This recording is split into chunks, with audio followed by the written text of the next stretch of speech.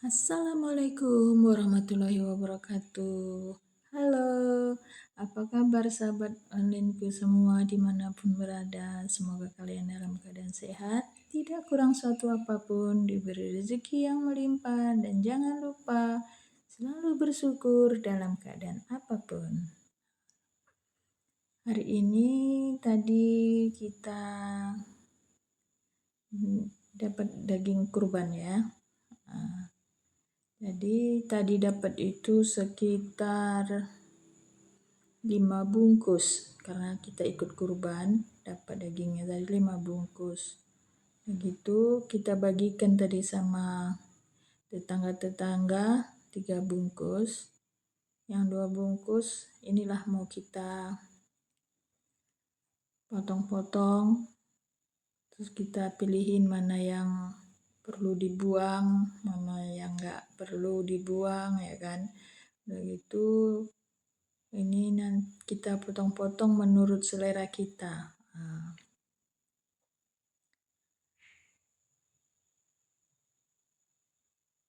Mau kita potong kecil-kecil pun bisa. Pokoknya selera kita lah. Nggak usah sama kayak yang di pesta gitu kan. Untuk daging kenduri nggak usah. Menurut selera kita aja. Kebetulan saya ini motong-motongnya kecil-kecil ya. Biar enak makannya. Karena kalau kita potong kecil-kecil ini bisa sekali suap itu dapat 2 atau 3 kan, dapat 2 atau 3 potong. Saya mau bagi tips ini ya untuk membuat atau menyimpan daging ini agar lebih awet di dalam kulkas, biar tidak bau dan tahan lama. Ada satu itu yang perlu kita hindari, yaitu jangan mencuci daging kalau mau kita simpan. Cukup kita bersihkan pakai tisu kalau ada kotor-kotorannya ya. Ini tadi pun saya bersihkan pakai tisu yang ada kotor-kotorannya. Gitu saya buangin pakai pisau juga gitu. Setelah itu baru saya potong-potong tadi ini. Jadi beberapa bagian biar nanti enak nyimpannya ya. Terus nyimpannya pun nanti itu kita usahakan dalam wadah. Dan itu tertutup, dalam wadah tertutup, kedap udara. Usahakan tertutup gitu ya. Terus kita tambahkan bumbu masakan. Bisa garam, bisa gula. Ada juga yang bilang bisa ditambahkan bumbu masakan seperti kunyit, garam, bawang putih, atau gula. Karena bumbu ini bisa membunuh bakteri. Jadi kalau bisa membunuh bakteri itu kan bisa membuat daging ini lebih tahan lama gitu. Lama pun nggak mungkin bertahun-tahun gitulah. Pokoknya kalau untuk sebulan 2 bulan bisalah. Tapi kalau untuk tahunan ya udah pasti nggak bisa ya kan.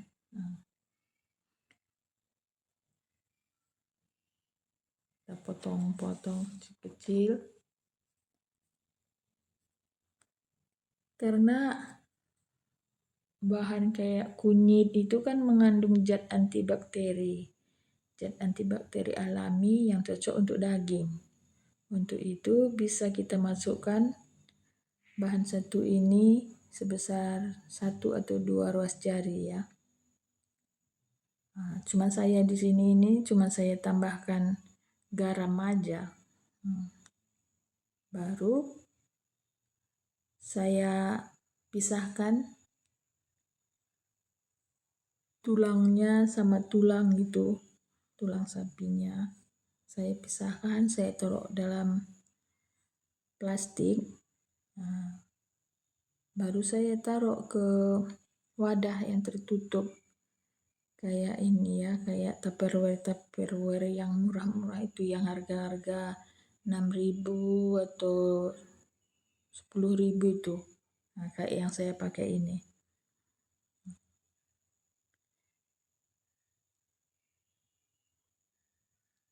Dan itu mengatur suhu kulkas itu pun perlu juga. Jangan sampai di bawah 4 derajat Celcius suhu di freezernya. Nah itu wadahnya pun harus yang bersih. Terus daging jangan kita campur daging lembu sama daging kambing atau daging ayam. Itu pun satu tuh tipsnya. Jangan kita campurkan daging lembu, daging kambing, daging ayam. Kalau bisa kita pisah.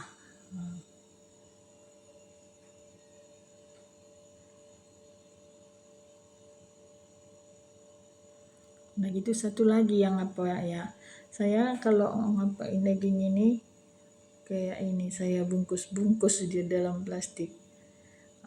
Ini kebetulan plastik di rumah itu cuma ada plastik seperempat. Plastik seperempat ini pun ya cukup lah. Karena nanti kan kalau satu yang perlu kita tahu itu daging itu kalau udah kita masukkan ke dalam freezer atau ke dalam kulkas, itu kalau kita keluarkan dia kan udah beku.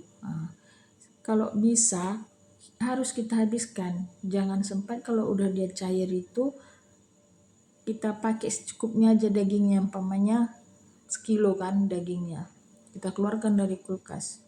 Kita pakai cuma setengah kilo gitu kan. Terus gitu udah cair.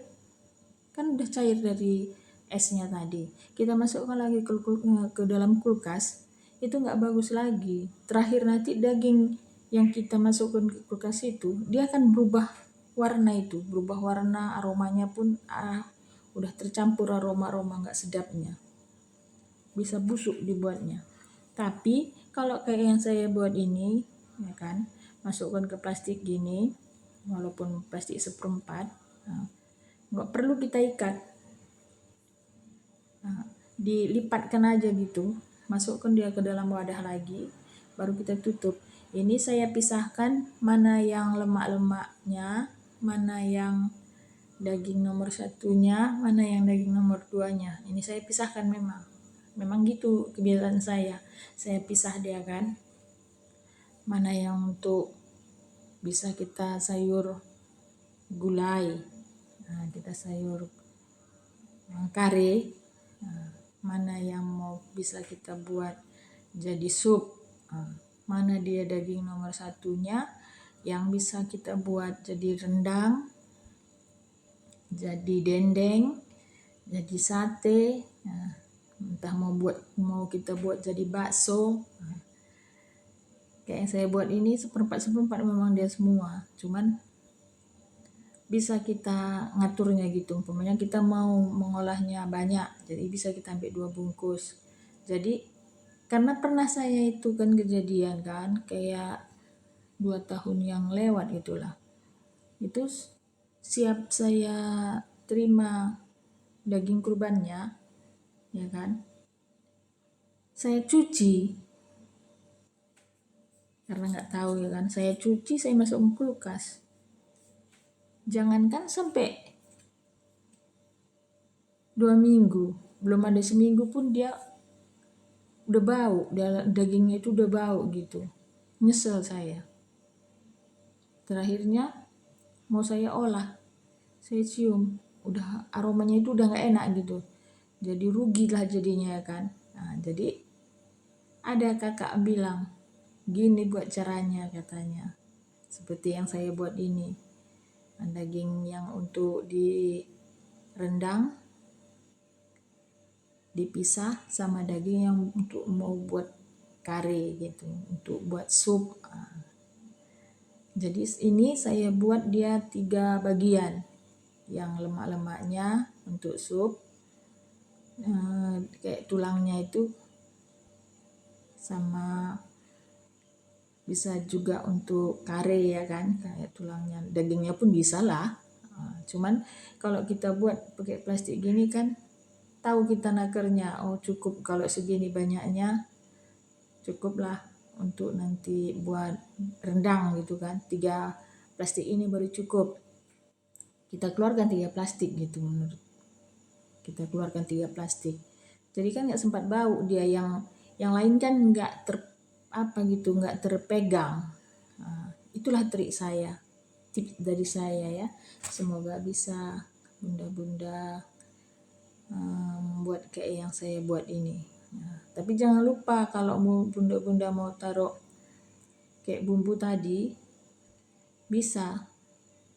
Jadi dia lebih meresap gitu, jadi dagingnya pun lebih gurih.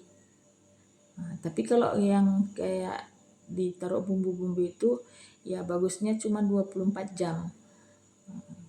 Yang bisa dibilang marinasi. Tapi kalau untuk ketahanan untuk kita simpan lama ini, pakai garam aja, nggak usah banyak kali garamnya. Kita campur dia rata, kayak yang saya buat ini tadi, saya campur rata pakai garam halus ya kan. Baru saya pisah-pisahkan. Setelah itu kita masukkan dalam plastik, kita bagi-bagi menurut bagiannya ya.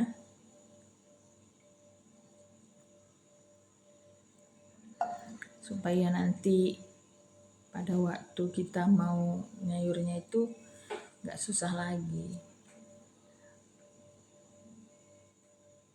Jadi kita rasa cukup untuk sekali nyayur 1 plastik. Mau kita campuri sama kentang, mau kita gulai gitu sama kentang, entah mau kita rendang sama kentang, sama telur puyuh, atau mau sama telur biasa, mau kita rendang sama tahu, udah bisa dia. Atau mau kita rendang sama jengkol, itu pun udah gampang gitu maksud saya. Semoga bunda-bunda ada keinginan mau mencoba seperti yang saya buat ya. Untuk itu kita berbagi. Terima kasih.